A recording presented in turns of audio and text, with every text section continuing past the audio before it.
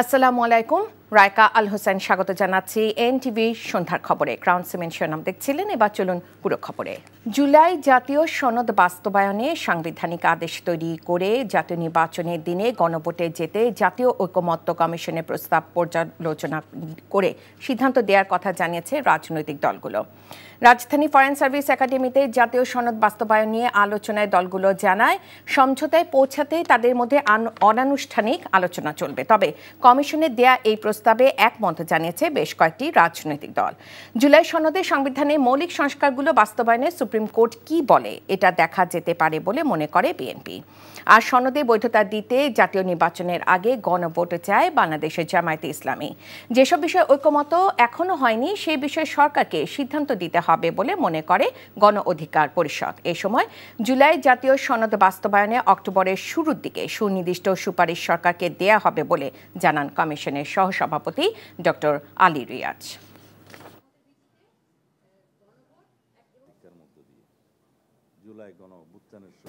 জুলাই সনদের যে বিষয়গুলো শুধুমাত্র সংবিধান সংস্কার অথবা সংশোধন সংক্রান্ত, সেই বিষয়গুলো এখনই কার্যকর করার মতো কোনো দলিল প্রণয়নের ক্ষেত্রে এই সরকার কোনো উদ্যোগ গ্রহণ করতে পারে কিনা।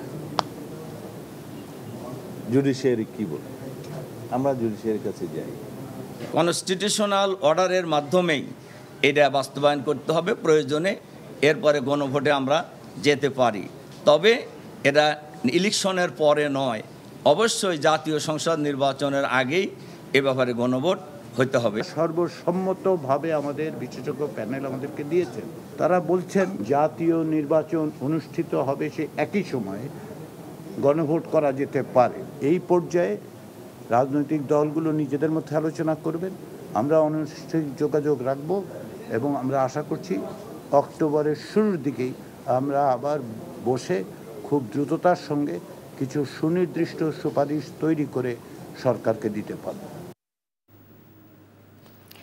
আগামী ফেব্রুয়ারি মাসে প্রথমার্ধে অবাধ, সুষ্ঠু, নিরপেক্ষ ও উৎসবমুখর একটি জাতীয় নির্বাচন অনুষ্ঠানে সরকার দৃঢ় প্রতিজ্ঞ এবং এ লক্ষ্যে সরকার কাজ করছে বলে মন্তব্য করেছেন অন্তর্বর্তীকালীন সরকারের প্রধান উপদেষ্টা অধ্যাপক ডক্টর মোহাম্মদ ইউনূস। তবে এরই মধ্যে কিছু শক্তি এই নির্বাচন পিছিয়ে দেওয়ার চেষ্টা করছে বলেও অভিযোগ করেন তিনি।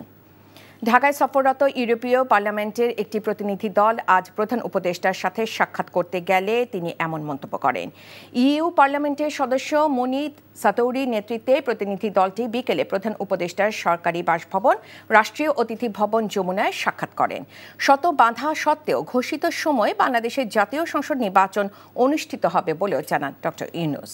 এই নির্বাচনের মাধ্যমে বাংলাদেশের সামনে নতুন দিগন্ত উন্মোচন করবে বলেও আশা প্রকাশ করেন তিনি। সফরকারী একজন সংসদ সদস্য আসন্ন জাতীয় নির্বাচনকে বাংলাদেশের জন্য খুবই গুরুত্বপূর্ণ বলে উল্লেখ করেন। ঐকমত্য কমিশনের সংলাপ চলাকালে পিআর পদ্ধতিতে নির্বাচনের দাবিতে আন্দোলন স্ববিরোধী বলে মন্তব্য করেছেন বিএনপির স্থায়ী কমিটির সদস্য আমির খসরু মাহমুদ চৌধুরী। আরেক স্থায়ী কমিটির সদস্য নজরুল ইসলাম খান বলেছেন, নির্বাচনের সহায়তা করতে চাইলে পিআরের আন্দোলন থেকে সরে আসা প্রয়োজন। রাজধানীতে পৃথক অনুষ্ঠানে এসব কথা বলেন তারা। এইচ.এম. মেহেদীকে সঙ্গে নিয়ে রিপোর্ট করছেন হাসান মাহমুদ। গুলশান কার্যালয়ে সফররত ইউরোপীয় ইউনিয়ন পার্লামেন্টের উচ্চ পর্যায়ের একটি প্রতিনিধি দলের সাথে বিএনপির প্রতিনিধি দল বৈঠক করে। বৈঠক শেষে বিএনপি নেতারা জানান, ইউরোপীয় ইউনিয়ন চায় একটি নির্বাচনের মধ্য দিয়ে বাংলাদেশ গণতন্ত্রে ফিরে আসুক। ওরা চায় বাংলাদেশ যত তাড়াতাড়ি সম্ভব গণতন্ত্রের পথে চলুক এবং ট্রানজিশন করে একটি গণতান্ত্রিক প্রক্রিয়ার মধ্যে ফিরে আসুক। এ সময় নজরুল ইসলাম খান জানান, আগামী নির্বাচনের পর সংসদে পিআর পদ্ধতি নিয়ে আলোচনা হতে পারে। কে কবে পিআরের দাবিতে আন্দোলন সংগ্রাম করেছে? এই যে 5 জুলাই আগস্টে আন্দোলন হলো, সেখানে দাবির মধ্যে কি পিআর ছিল? এটা একটা নতুন দাবি নিয়ে নির্বাচন সামনে, এই সময় এরকম আন্দোলন বা এরকম ধরনের কথাবার্তা, আমরা মনে করি তারা বুঝতে পারবে তাদের কি করা উচিত এবং তারা নির্বাচনকে সুষ্ঠুভাবে সম্পাদনের ব্যাপারে সহযোগিতা করবে। এর আগে অন্য এক আলাপে আমির খসরু মাহমুদ চৌধুরী বলেন, পিআরের দাবিতে আন্দোলন দেশকে অস্থিতিশীল করে তুলবে। এখনো আলোচনাই শেষ হয় নাই, এর মধ্যে কর্মসূচি দিয়ে তারা দেশের মানুষকে কি বোঝাতে চাচ্ছে? সবাই রাস্তায় নেমে দাবি আদায় করতে হয়, তাহলে এই ঐক্যমত কমিশনের বা দরকার কি? এদিকে নয়াপল্টনের কেন্দ্রীয় কার্যালয়ে রিজভী আহমেদ গণমাধ্যমকে বলেছেন, অপরিপক্ক গণতন্ত্রের দেশে এখনই পিআর উপযোগী নয়। পিআর পদ্ধতি হলে পরে আপনারা কয়েকটা সিট বেশি পাবেন, না হলে কম পাবেন, এই আশঙ্কা থেকেই কি আপনারা এই আন্দোলন করছেন? এটা তো কখনোই নৈতিক আন্দোলন হতে পারে না। গায়ের জোরে কেউ কিছু করতে চাইলে জনগণ তা প্রত্যাখ্যান করবে বলছেন বিএনপি নেতারা। Hasan Mahmud, NTV news, Dhaka. সংসদে কিছু আসন বেশি পাওয়ার জন্য পিআর পদ্ধতির দাবিতে আন্দোলন করছে ইসলামিক দলগুলো, এমনটি মনে করছে বিএনপি।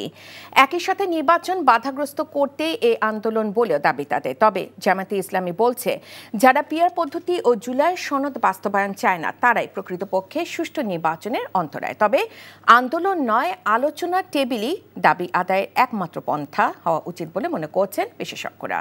ওবায়দুল্লাহ মামুনের রিপোর্ট।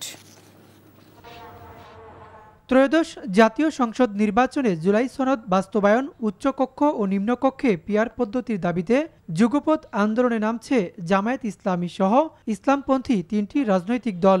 আগামী নির্বাচন কোন পদ্ধতিতে হবে সে বিষয়ে সরকারের সুস্পষ্ট কোনো বার্তা না থাকায় 18 সেপ্টেম্বর থেকে রাজধানী সহ বিভাগীয় শহরে বিক্ষোভ করবেন তারা। পিআর পদ্ধতি দেশের মানুষ চায় না মন্তব্য করে বিএনপির স্থায়ী কমিটির সদস্য সালাউদ্দিন আহমেদ বলছেন, দেশকে অস্থিতিশীল করতেই পিআরের দাবিতে আন্দোলনের হুমকি। বলেন, যারা নির্বাচনকে বিলম্বিত করার চেষ্টা করবে জনগণ তাদেরকে প্রতিহত করবে। রাজনৈতিক বক্তব্য হিসেবে কোনো দল মাঠে যদি সেই দাবি উত্থাপন করে, আমরাও গণতান্ত্রিক প্রক্রিয়ায় তার বিপক্ষে আমাদের যা বক্তব্য আছে সেটা আমরা রাজনৈতিক মাঠে ময়দানে দেব। ইতিমধ্যে আমরা দিয়েছি, যেমন বাংলাদেশের রাজনৈতিক কালচার এবং নির্বাচনের ইতিহাস কোনোটার সাথেই সামঞ্জস্যপূর্ণ নয়। তবে জামায়াত ইসলামী মনে করে, আবারও আওয়ামী লীগ মার্কা নির্বাচন করতেই পিআর পদ্ধতির বিরোধিতা করছে বিএনপি। জুলাই সনদ বাস্তবায়ন ছাড়া নির্বাচন হলে পরবর্তী সরকারের বৈধতাও প্রশ্নের মুখে পড়বে বলে মনে করেন দলটির নীতি নির্ধারকরা। আর দাবি আদায়ে আন্দোলনের বিকল্প দেখছে না জামায়াত ইসলামী। যারা ষড়যন্ত্রের গন্ধ পায় তারা সবখানে ষড়যন্ত্রই দেখে। যারা পিআর চায় না, যারা সংস্কার চায় না, জুলাই সনদের বাস্তবায়ন চায় না, ওনারাই প্রকৃত অর্থে আসলে সুষ্ঠু নির্বাচন চায় না। নির্বাচন বানচালের ষড়যন্ত্র এখানেই থাকতে পারে, কারণ আপনি তো সুষ্ঠু নির্বাচন হওয়ার পদ্ধতি নিচ্ছেন না, আইন নিচ্ছেন না। আর একটা বড় বিষয় হচ্ছে, জুলাই সনদ যদি আইনি ভিত্তি দেওয়া না হয়, তাহলে আপনি যে নির্বাচনটা করবেন কোন আইনের ভিত্তিতে করবেন? অবশ্য নির্বাচন বিশেষজ্ঞরা বলছেন, সুষ্ঠু গ্রহণযোগ্য নির্বাচনের স্বার্থে সব রাজনৈতিক দলকে আলোচনার টেবিলে বসার কোনো বিকল্প নেই। সেই দাবি দেওয়াকে সামনে নিয়ে এক টেবিলে বসতে হবে, এক জায়গায় আসতে হবে। হ্যাঁ, এটার কোনো বিকল্প নাই। অর্থাৎ এই যত কিছু আছে তার একটাই বিকল্প, সেটা হচ্ছে ঐক্যমত। আপনি ঐক্যমতে না আসলে আমরা আমাদের যে দেশের অবস্থা, এটা আমরা অন্যদিকে অন্যদিকে চলে যেতে পারে। রাজনৈতিক দলগুলো ঐক্যমতে পৌঁছাতে ব্যর্থ হলে দেশ অস্থিতিশীল হতে পারে বলেও শঙ্কা প্রকাশ করেন তিনি।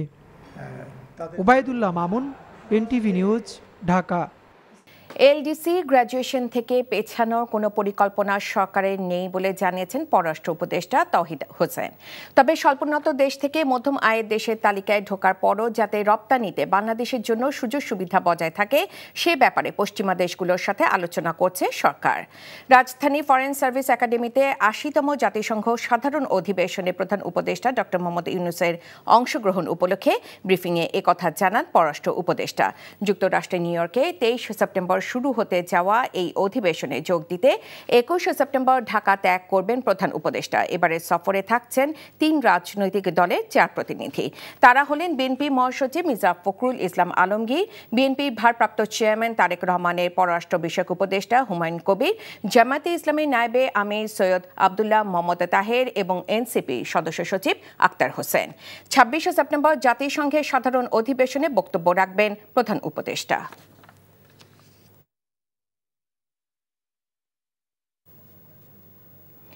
গতবারের চেয়ে এবারে দুর্গাপূজা আরও বেশি উৎসবমুখর পরিবেশে অনুষ্ঠিত হবে বলে জানিয়েছেন ষষ্ঠ উপদেষ্টা জাহাঙ্গীর আলম চৌধুরী। দুপুরে রাজধানী রমনা কালী মন্দির পরিদর্শনে গিয়ে সাংবাদিকদের এসব কথা জানান তিনি। ষষ্ঠ উপদেষ্টা বলেন, দেশে আইনশৃঙ্খলা পরিস্থিতি ভালো আছে, উৎসবকে ঘিরে নাশকতার কোনো আশঙ্কা নেই জানিয়ে তিনি কাউকে গুজবে কান না দেওয়ার আহ্বান জানান। দুর্গাপূজা নির্বিঘ্ন করতে নতুন অ্যাপ খোলা হয়েছে, যেখানে কোনো ঘটনা ঘটতেই তাৎক্ষণিক তথ্য পাওয়া যাবে। এবছর পূজায় অনুদান 1 কোটি টাকা বাড়িয়ে 5 কোটি টাকা হয়েছে বলেও জানান ষষ্ঠ উপদেষ্টা।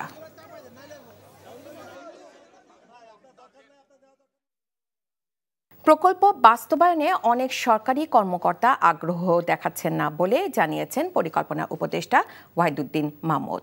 আজ জাতীয় অর্থনৈতিক পরিষদের নির্বাহী কমিটি একনেক সভা শেষে সংবাদ সম্মেলনে একথা বলেন তিনি। প্রকল্প বাস্তবায়নে সরকারি কর্মকর্তাদের আগ্রহ না থাকা ভালো লক্ষণ মন্তব্য করে পরিকল্পনা উপদেষ্টা বলেন, অনিয়ম ও অস্বচ্ছতা দূর করতে এখন থেকে সব প্রকল্পের টেন্ডার প্রক্রিয়া অনলাইনে হবে। এ সংক্রান্ত আইন আগামী সপ্তাহে গেজেট আকারে প্রকাশ করা হবে। এছাড়া প্রকল্প বাস্তবায়নে খাস জমি রেখে কৃষি জমি অধিগ্রহণ করা হবে না জানিয়ে তিনি বলেন, সরকারের বহু খাস জমি অব্যবহৃত পড়ে আছে। আজকে একনেক সভায় 8,333 কোটি 28 লাখ টাকা ব্যয়ে মোট 13টি উন্নয়ন প্রকল্পের অনুমোদন দেওয়া হচ্ছে। সভায় সভাপতিত্ব করেন প্রধান উপদেষ্টা ও একনেক চেয়ারপারসন অধ্যাপক ডক্টর মোহাম্মদ ইউনূস।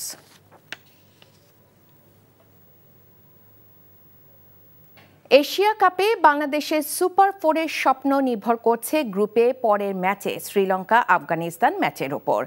যদিও আজ আবুধাবি থেকে দুবাইয়ে রওনা হওয়ার আগে আফগানদের হারানোর নায়ক স্পিনার নাসুম আহমেদ সেসব নিয়ে ভাবছেন না। রশিদ নবীদের বিপক্ষে ক্যারিয়ারে অন্যতম নিজের সেরা পারফরম্যান্স, সেটাই বলেছেন তিনি। এর আগেও এরকম অনেকগুলো ছিল, বাট কালকের জন্য একটু বেশি স্পেশাল, কালকে আমাদের ডুয়েট ডাই ম্যাচ ছিল।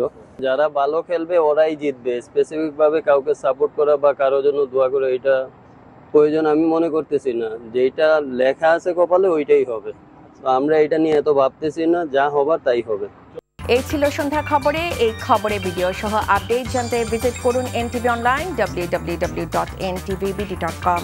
এছাড়াও এনটিভির জনপ্রিয় সব অনুষ্ঠান ও খবরের আপডেট জানতে ভিজিট করুন আমাদের ইউটিউব ও ভেরিফাইড ফেসবুক পেজ। রাত 10:30 রাতের খবর দেখার আমন্ত্রণ জানিয়ে বিদায় নিচ্ছি। এতক্ষণ সাথে থাকার জন্য সবাইকে ধন্যবাদ।